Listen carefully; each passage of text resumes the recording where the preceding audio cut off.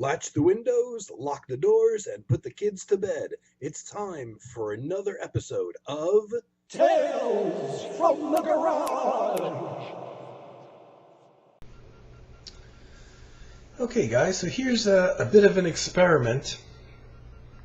You know, I really hate the lighting in here, but of course this is a garage. And I think you noticed on my previous videos, my overhead lighting is so incredibly bright.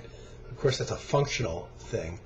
That I wanted to see what I could do. It's distracting to me because it's so bright.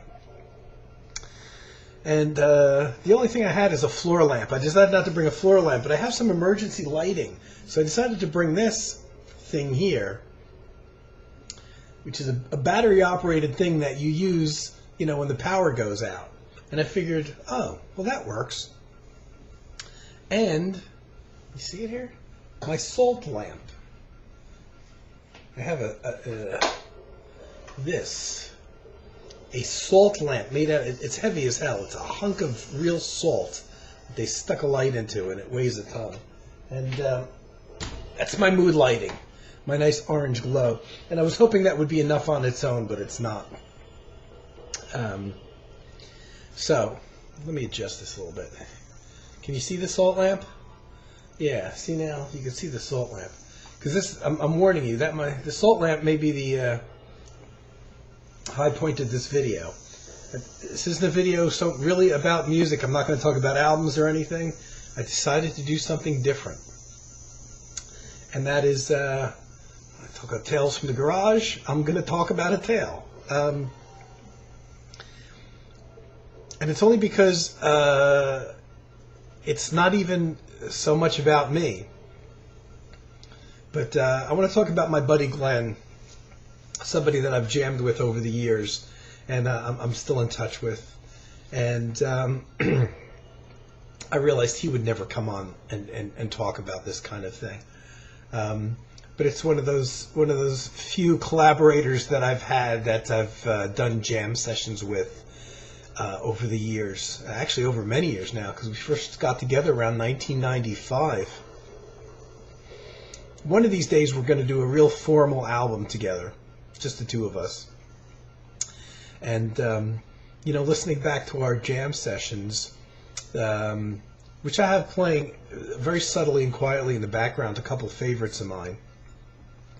And I realized, wow, there's enough ideas in some of our old jams that we could actually do an album, you know, kind of take ideas out of the jam sessions, arrangement ideas, whatever. Even a change here and there, and make a really nice, decent, overdubbed duo thing, which I love to hear myself from other musicians. You know, even though most of the stuff I do is on my own, by myself. I wanted to talk about Glenn, who I haven't spoken to for a number of months now. He lives over in New York City with his wife, who's he married a good gal because she's a musician. One of the things that she does is a musician, and she plays guitar and bass. And herself, she's more in the song-oriented thing. You know, not the kind of thing that Glenn and I would get together and do. And she's actually been the bass player for a doo-wop group that still tours around the country, but she is their bass player when they play in New York. And I'm not sure if they're based in New York now or not. This is an old doo-wop group that roots go back to maybe the late 50s, but at least the early 60s. I don't know how many original members there are in this group. Maybe one. I know one of the members is a brother of the original member, I believe, that passed away. And whenever they play in the New York City area, she's their bass player.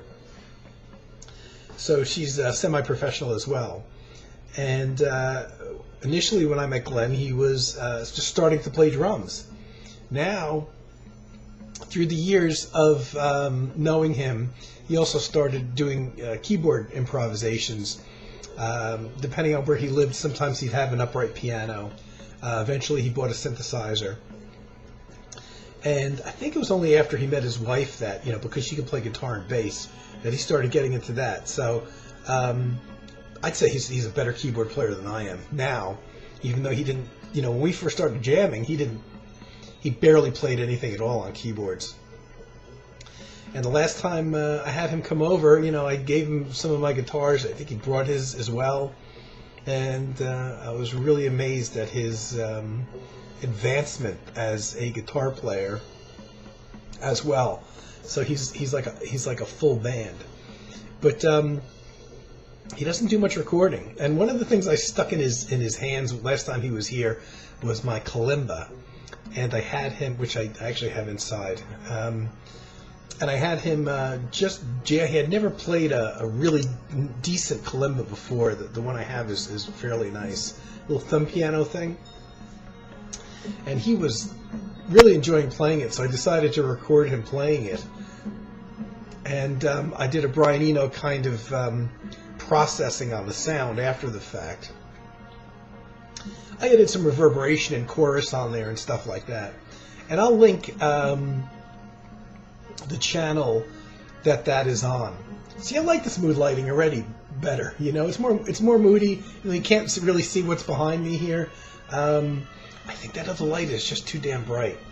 And of course, I'm going to kill the battery on my emergency light here that I'm using, and then the power is going to go out, and I'm going to go to turn it on, and of course, it's not going to work. But that's life.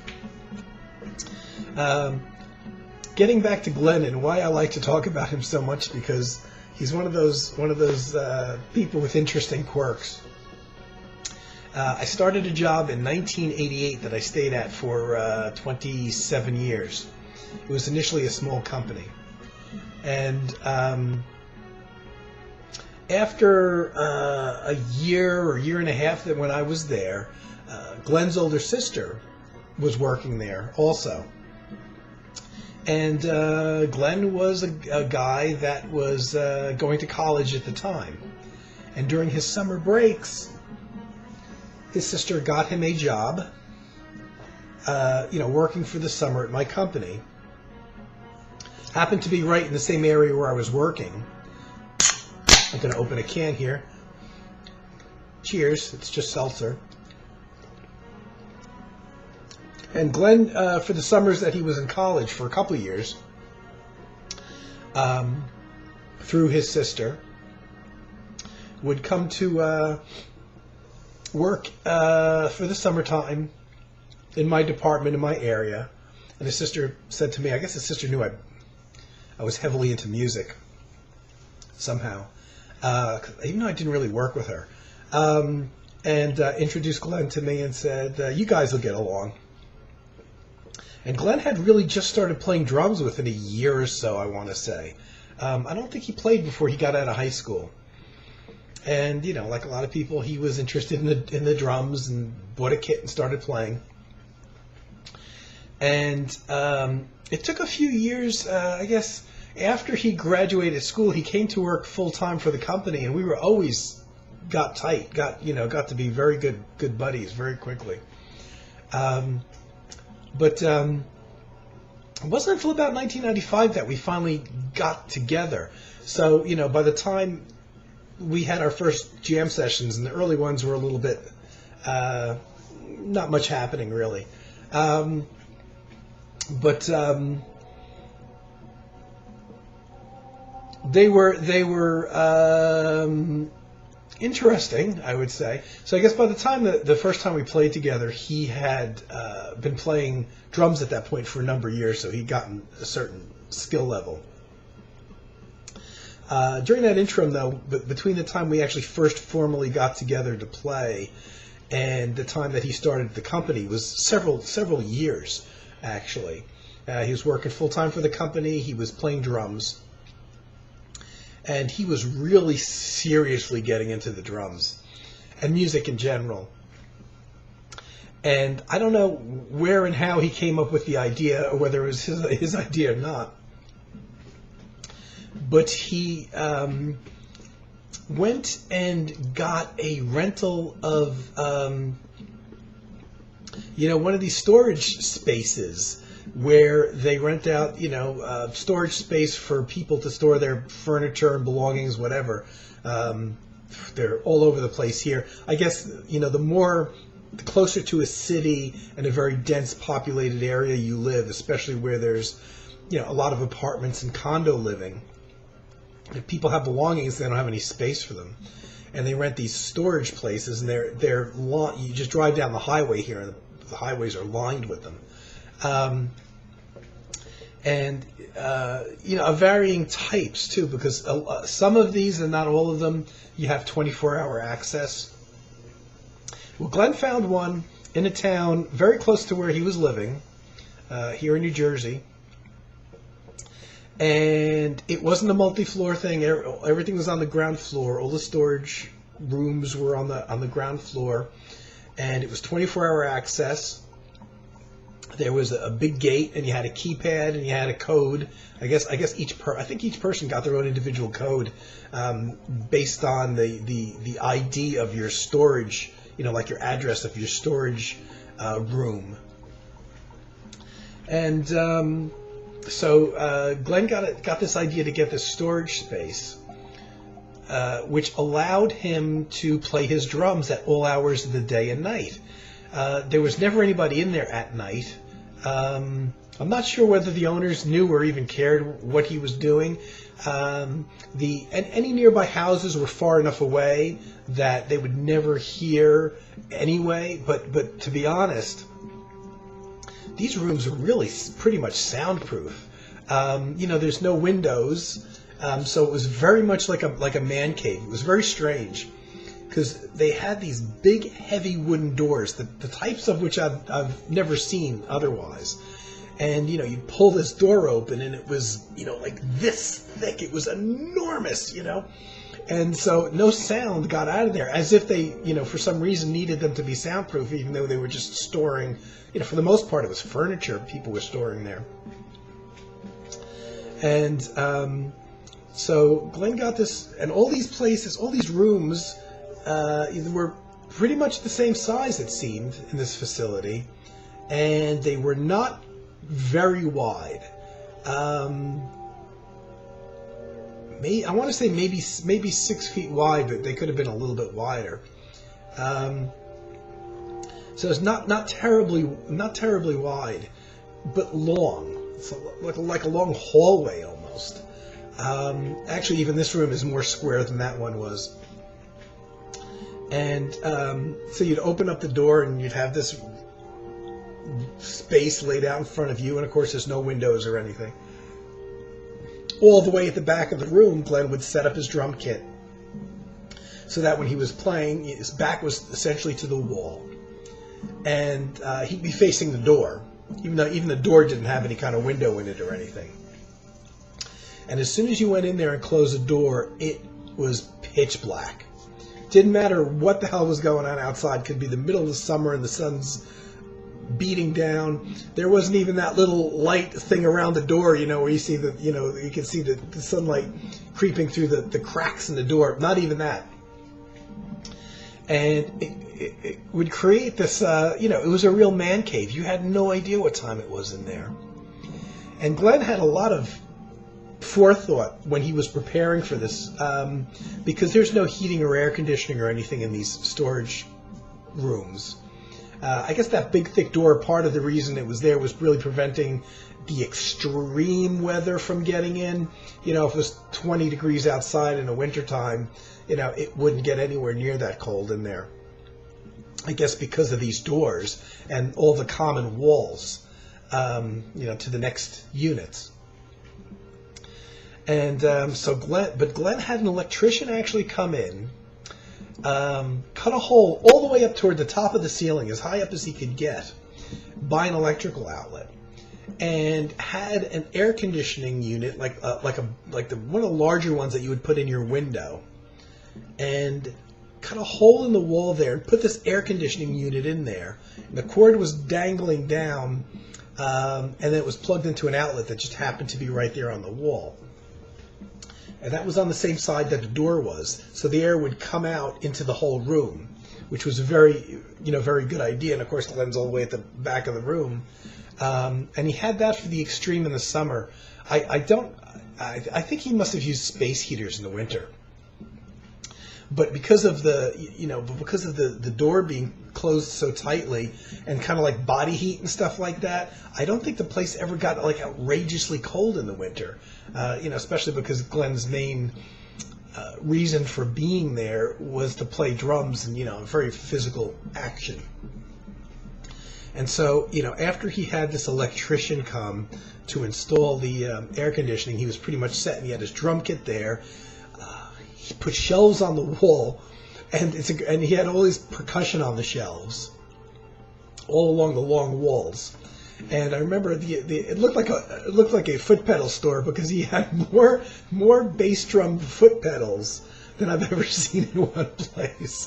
I don't know what his thing with bass drum foot pedals are, but he had just tons of them lining the walls. It looked like it was a store, like they were for sale, along with some percussion stuff that maybe wasn't hooked up to the kit. And at one time he bought an electronic kit, and so he had incorporated the electronic kit pads and everything into his acoustic kit. So it was quite a feat for him to get behind the drum kit, because the drum kit was as wide as the room was. So he'd kind of have to like walk around and squeeze himself between the back wall and like the cymbals and the floor toms and all that kind of thing, just to get back behind the drum kit. But by putting the drum kit up against the back of the room, it left the whole rest of the room wide open. So he had shelves on the wall, and I don't know how long. It didn't probably take him very long to get the other stuff that he had in there. He had a small couch, long enough for him to take naps on, which I remember he said he used to do on a fairly regular basis, actually. Also pushed up against the wall, above which was the shelves with his drum equipment. And on the other wall, he actually had a wooden entertainment center where he had a television. You couldn't get any reception in there, but he had bought a VCR. This is kind of before the DVD age. He said he had bought a VCR, and he had a small collection of tapes. Most of them were, or a lot of them were drum lesson tapes, VHS tapes, the kind of thing, that you would buy, and they would teach drum techniques from well-known drummers. He had a bunch of those. I think he would occasionally bring in other stuff to view, more as a entertainment or maybe like a music concert on there. But he had a TV, and he had you could take pictures of this place, and he would say that this is inside somebody's house. And the great thing was having the couch there, of course, because it allowed him to get into some marathon sessions. And his brother played guitar a bit at the time, and he had a friend who was a bass player. So pushed up against the wall, it'd be a couple amplifiers generally, which there was enough space for, because he had put his drum kit all the way up against the back of the wall. And I would say the room is probably about the same length as my garage. Probably very close to the exact same dimensions in terms of at least the length, with the drum kit being all the way against where the garage door is back there. And, he was really into it. And I love this place. And even now we talk about the studio. And he had it for a number of years, after which he gave it up. And that's, I wouldn't say one of the regrets, because at this point it wouldn't be so practical, because he's living in New York City. And he has actually in recent years, since he moved to New York City, gotten another storage facility. It has a lot of storage in it, though, and it's not nearly the size of the old place. But he actually, in the last year or so, did set up a drum kit in there so he can go there and play. That's a little bit of a hike from his house. And it's not quite the oasis that he had created in the studio. And we can always just talk about it and say, the studio, and we know which one we're referring to, because this place was, a place you could go into and spend pretty much almost an entire weekend there. There was a pizzeria right around the corner, so he can go and get food. And there was plenty of places. If you jumped in your car in 5 minutes, you could be in a million places to get food anyway. The only thing it didn't have was, a kitchen and a bathroom. And if there was a way for him to install those, he could have easily lived there. But it was a weird place. And, I went there several times. I fell in love with the place immediately upon seeing it. We had jam sessions and went on a Saturday, I want to say like early afternoon initially. But it, dragging my equipment, I'd bring a guitar and a keyboard or whatever. And actually, the things that I'm playing in the background, to whatever extent you may be able to hear them, were recorded there. And I used to have, I still actually have a big-ass reel-to-reel recorder, combo unit reel-to-reel recorder that I used to bring there, and it was heavy as crap. I mean, it was definitely a two-man operation to carry it in. And I had it on a stand, and I would record our music there because I could have just bought a cassette player, but I wanted to get as high audio quality as I could, even though it was just us jamming. And, I'd bring these big reels of tape, and, you're constantly watching the reel of tape to see if it's running out, which it often did during our 40-minute marathon, 40-plus minute marathon space jam things going on. But I'm glad now that I had recorded these on reel-to-reel, and I have a bunch of them in my computer. Some of them transferred from cassettes because I went from reel-to-reel to cassettes, and I haven't ventured to hook up the reel-to-reel to get an ultra high quality copy, but I don't think I need it. The cassette quality is really good on the ones I recorded off of the reels, and I'm not releasing these commercially type of thing. But I'm glad I had the quality from the original reels. Reel-to-reel tape sounded really good. At that point, really high quality, and really before the home digital computer revolution thing happened.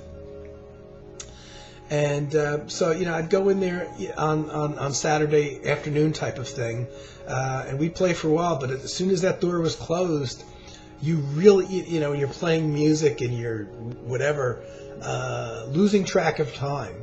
And you would never know what you're going to see when you would open that door again. Would there still be sunlight, or would it be pitch black out? And that was the magic of that place. And now Glenn being the thing that always makes me laugh, and the first thing I always think about when I think about the studio, Glenn's studio, was the fact that for Glenn this wasn't just like a weekend thing, or go in 1 or 2 nights after work kind of thing and play for a couple hours. This was a lifestyle, and I guess because he must have been in his mid-20s. He might have even still been in his early 20s when he first got the studio, but he's certainly in his mid-20s during the heyday of having the studio. He would go in there after work. He'd work a 9-hour workday or whatever it was, standard like 8 to 5 kind of job, and maybe even work a little bit late, and maybe drop off home after work briefly, and maybe eat dinner or pick up something to eat on his way to the studio. I know one of his pretty much daily habits at that point would be to stop at I think it was a 7-Eleven, and get a couple huge coffees. Really, really big coffees. Now, even though he had been drinking coffee all day, this was the night session now. And I guess being young and being able to, do things like stay up the kinds of hours at night that you can't imagine doing as you get older, he would go to the studio pretty much every night. Start, like late dinner time or right after dinner time. Would play for hours and hours and hours. Sometimes he would take a break and take a nap on the couch, which was why the couch, one of the reasons why the couch was there. And it must have been weird because, when he would wake up, it would be pitch black, like you couldn't see. and he would have to kind of feel his way out the front door. Because the one thing I didn't mention that was unique to the way this place was set up was there's a very big bright overhead light. And obviously the place had electricity, had an outlet. But all of the electricity was controlled by, if you've ever seen an old egg timer, you know, one of those physical things that you use for cooking, and you set on 15 minutes or 35 minutes, and it pings when you know your food's done, you know, when the time's up. Outside of the door, attached to the front wall, but outside the front door, was this timer switch, basically, that you could set only up to an hour. So what happened was that when you'd go in there, the first thing you would do, you would have no lights and no electricity if you didn't turn the timer on. So you turn the timer on for an hour. And I guess the reason that they created the storage facility this way is so that no one would accidentally leave electricity on and then, you know, leave the storage facility and not go back for a year. In the meantime, you know, all these lights or whatever they turned on, because they did have some outlets in there, you know, would be going for a year, And I don't think they got charged for electricity. I think that was all kind of absorbed in the cost of the, you know, of the monthly fees. So in order to avoid anything from getting left on and causing potential problems, there was this little egg timer thing. And it was only good for an hour. So every hour it would go off. And regardless of what was going on outside, whether it was day or night, as soon as that electricity went off, the light went off. And I could imagine that it happened a lot of times when Glenn is all the way in the back of the room playing his drums, not watching his watch because there's no clock on the wall, to say, oh, let me go up and set the timer again, you know, walk out and set the timer. And I'm sure the timer would go off on him while he was playing his drums.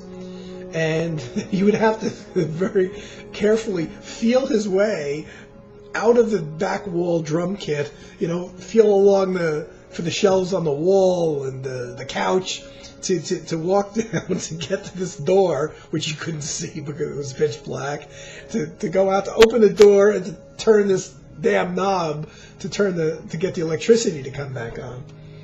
And it happened to us when we were jamming all the time.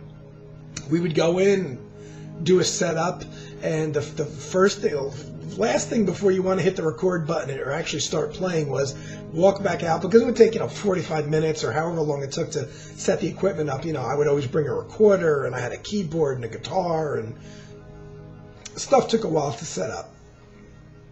Plus, we'd be chatting away, So the last thing before you start playing, let me go back out and, push that door open and set the timer again to 60 minutes. And the number of times that we were playing and we were getting into a zone, of course, and, really into it, and all of a sudden, boom, the power goes off, and of course all the instruments go off and it's not recording anymore, and the only thing you can hear are the drums because they're acoustic. Was pretty funny, and I have a few recordings on the reel tape where you hear the music going, and all of a sudden you hear boom, and everything stops, and it's the sound of the power going off. So that was a fairly unique thing about that place. So of course, when Glenn was there by himself, I could imagine this happening, and there he is all the way at the back, playing the drums, and the power goes off, and you can't see anything. And him having to feel his way around to get to the front of the room. And the room was pretty well packed with stuff, to get out the door, to turn this light on again. And of course, he would take, as I mentioned, he would do these sessions after work and play for, maybe several hours and take a nap on the couch. Now, while he's napping on the couch, of course, the power is going to go off. So, I can imagine him waking up in this completely black room, and at first probably not even knowing where the hell he is. There's no light at all, waking up from his nap and having to think of where the hell he is at first, before he kind of stumbles up to his feet and walks back out to the door to turn the damn timer on again to get the electric to come back on. But the funny thing about it is I used to get, at the job at work, I used to get pretty much almost daily voicemails from Glenn. Fairly long ones, which I enjoy. Many of them I kept for years, and I wish, to this day, I wish that I had transferred them to a cassette or something, so I still had them, because I always remind him of these. And now he shakes his head. He's like, I don't know how I did that. And he would leave me a basic diary on voicemail at work the following morning about what he did the previous night. And it would be like, yeah, I got in the studio, I got there, after dinner, and I played for a couple hours. I took a nap, or I didn't take a nap last night. But I left early, because I was feeling kind of tired, surprisingly. So I only played until about 2:30 or 3 in the morning. I'm like, you gotta be kidding me. You're at work at 8 o'clock, and he's leaving the studio at like 2:30, 3 in the morning, sometimes later. Going home, getting a few hours sleep at best, and, arriving for his day job incredibly bleary-eyed and starting the coffee going right away.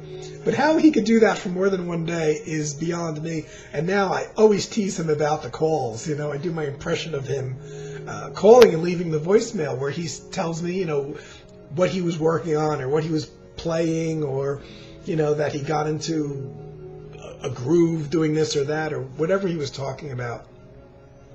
Or that he took some time off to watch a video in the studio, on the TV, on a VHS tape, and whether he did or didn't take a nap, that whole thing.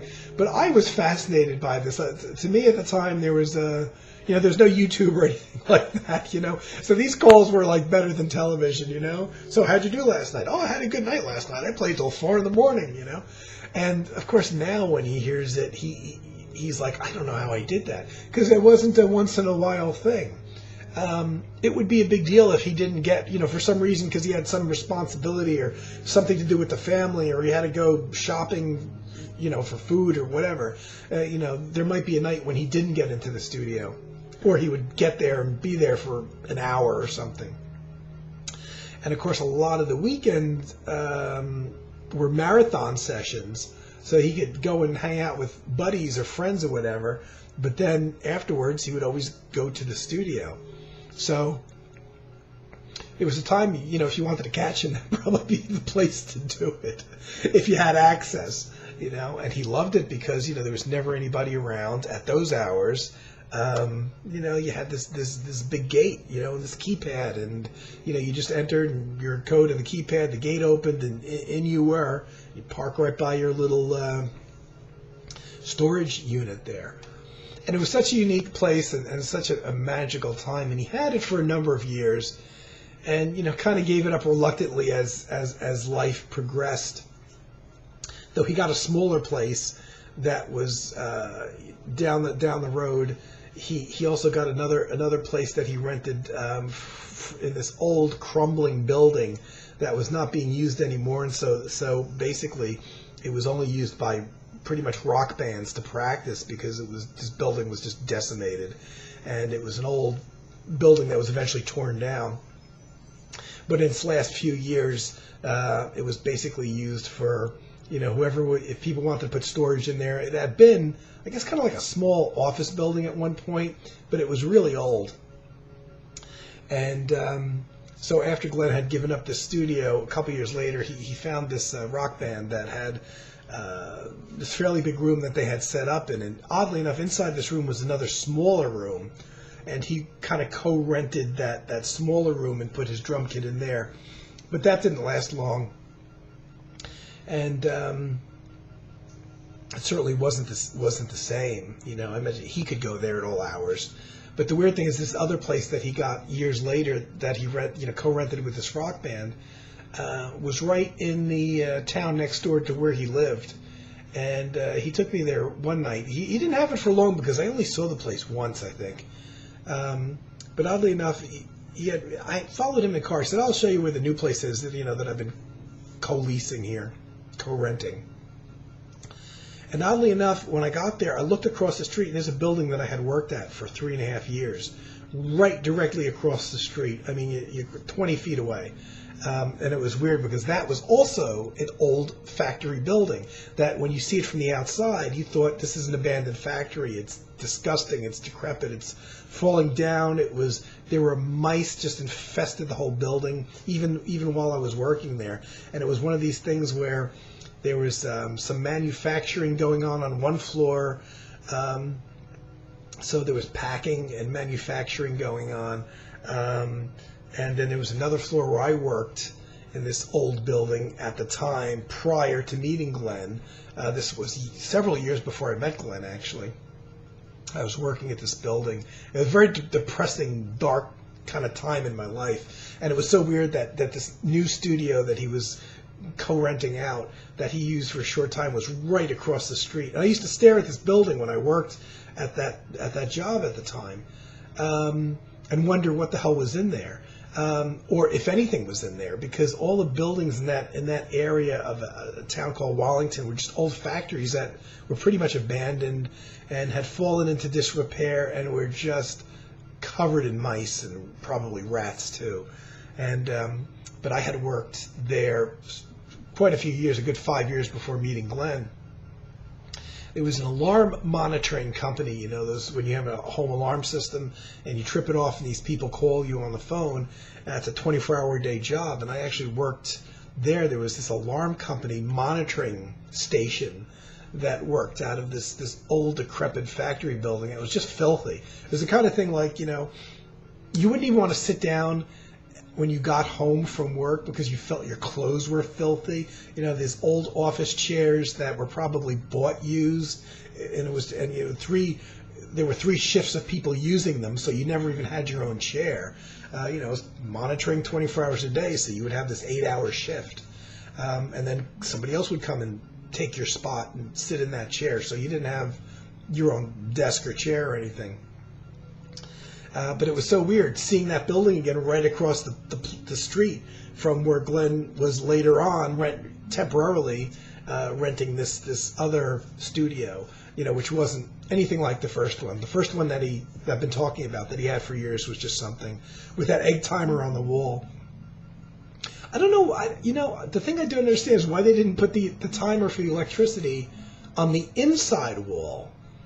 Wouldn't that make sense? Because it would still turn the electricity off after 60 minutes, you know? Because you could essentially go and walk down the row and turn on everybody's electricity, even though nobody was in there. And, you know, you could turn their knobs, and their electricity would be going for an hour, even though there was nobody there. So it's kind of weird that they put them on the outside of the wall. But, you know, outside of the actual storage building facility, you know, so that you would have to go outside to turn it back on too. Because I can imagine it would, even if you were just loading furniture in there and just going through your own storage, you definitely needed light because it was dark as hell in there. And you're going through boxes while you're in there, and the damn thing turns off on you, and you got to get up and walk totally, you know, the totally black room to go open the door to turn the electricity on again. But someday, you know, I'm always hoping, and I don't know if there's ever a time when I speak to Glenn when I don't talk something about the studio in those days. And we did a bunch of jams there, but the amount of time that I spent there, you know, I have a very vivid memory of what it looked like and everything. But the amount of time that I spent in there was nothing compared to the hours and hours every single week that he was in there. And, you know, every morning going to work, the highlight of my day would be, I hope I got a voicemail from Glenn and he's telling me what he did that night. And it'd be just incredible that he would say, yeah, well, I really couldn't play last night because I don't understand why I was so tired. You know, and this is after every day of going into the studio and playing for hours and, you know, going out at 3 a.m, leaving and going home and sleeping for a few hours and then going to your day job. And he'd say something like, oh, I only played till 2:30 this morning. I don't know what was wrong. I was really tired. Just amazing. Just amazing. And I like to reminisce about them. And you know, I would love to get Glenn on camera talking about the studio. Sometimes he would never do it by himself, but if I could ever get him over here and get him talking about it on camera so I could post it up, I don't know if he'd ever go for that. But it would be great for me to have that, and I would even enjoy watching it, because I'm sure there's stories that he would tell, about things that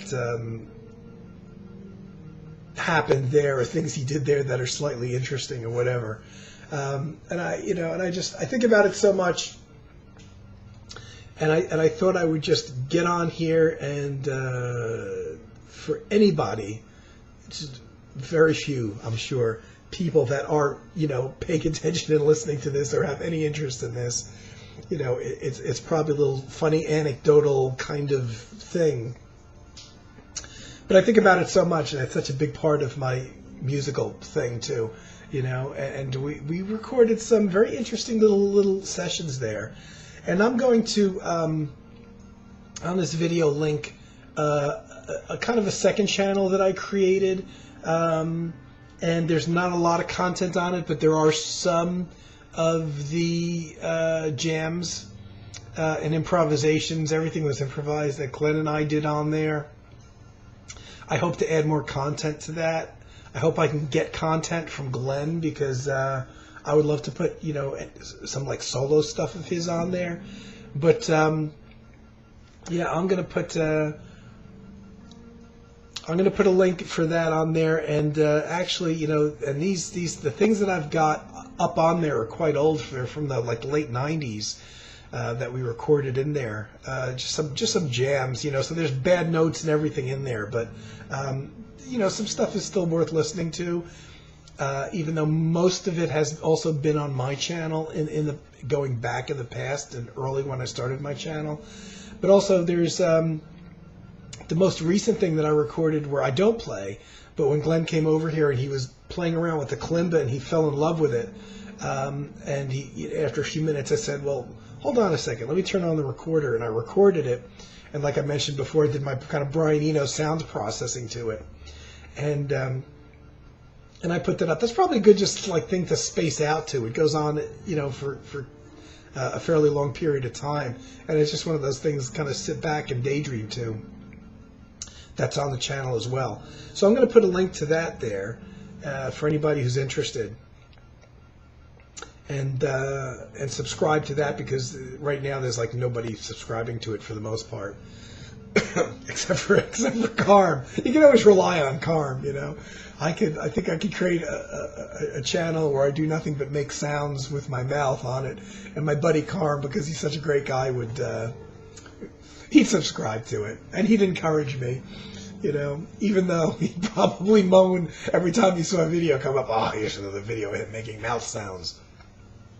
So, okay, tonight, at least this is my first time that I'm doing a video actually at night here now.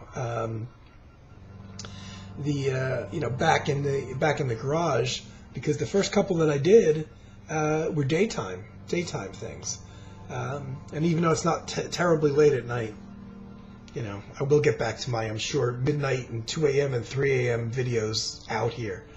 Okay, guys, if you've watched this, I appreciate it. And you're probably kicking yourself for wasting almost 45 minutes of your life, but I appreciate it, and it's just one of those things I wanted to get out there, because I have such fond memories of Glenn and his studio days, that I just wanted to share it as part of my personal history as well. Okay, guys. Next time I'll probably be doing, if I can think of things to talk about, stories videos. I'll try to label them as story videos and not music, where I'm talking about music. But next time, I'll be getting back to the record album reviews and the typical stuff I've been doing. So thanks for tuning in. Take care. Tune in next time for more Tales from the Garage.